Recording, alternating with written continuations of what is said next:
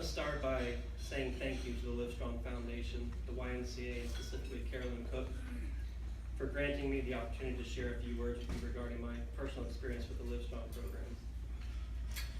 I also want to apologize in advance, as I'm not a public speaker. I am incredibly uncomfortable up here and very nervous to be standing in front of all of you. But I'm humbled and honored by the notion that Carolyn thought my story was worthy to be shared. As you know, my name is Byron Boyd. I was a participant in the LiveStrong program at the YMCA in Shrewsbury in 2015. I'm joined tonight by my beautiful and amazing wife, Michael Ann, here up front.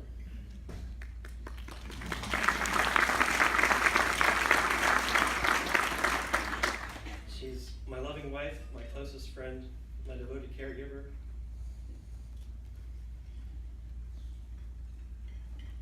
My rock, my anchor, and my compass. Couldn't do anything without her. Not represented here tonight are my three daughters, Lydia, Naomi, and Esther.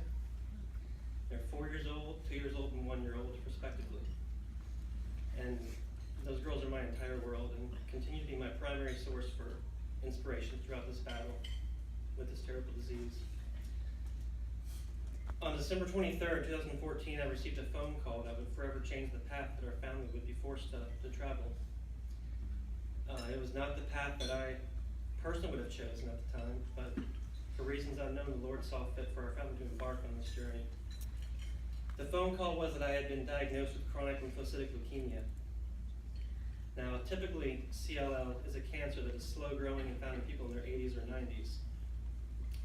I've always been kind of an overachiever, so I figured I'd tackle it in my 30s. To make me even more of an anomaly, my CLL appears to be more aggressive than typical trends.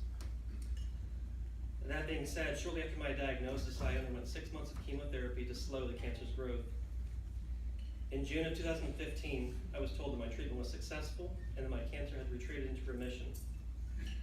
Unfortunately, shortly after my cancer had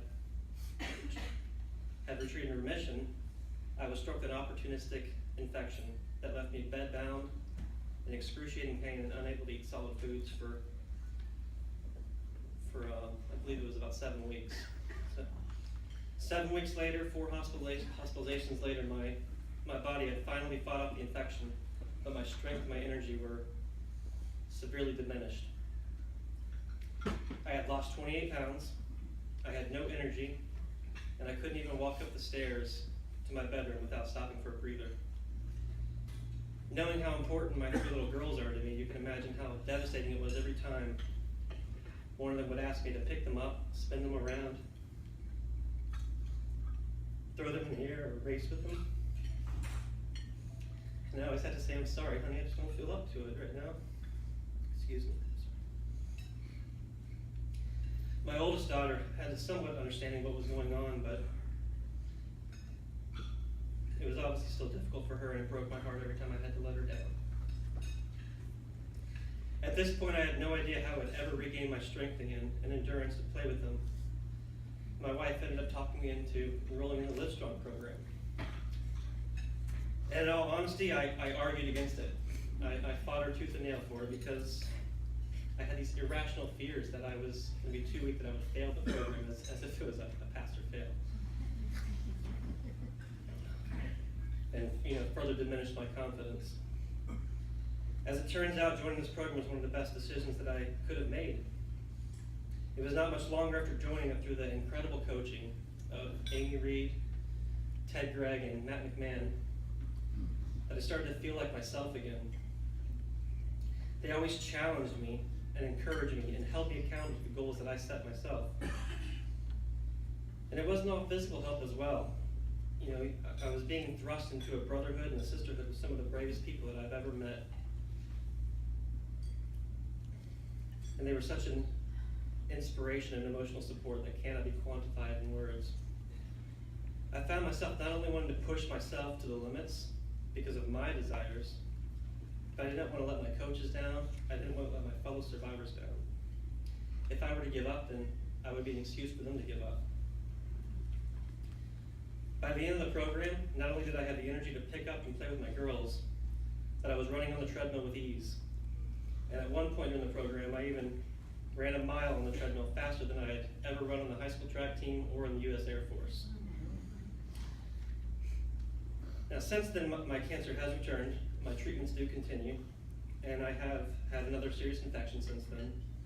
And in the near future, I'm facing a bone marrow transplant.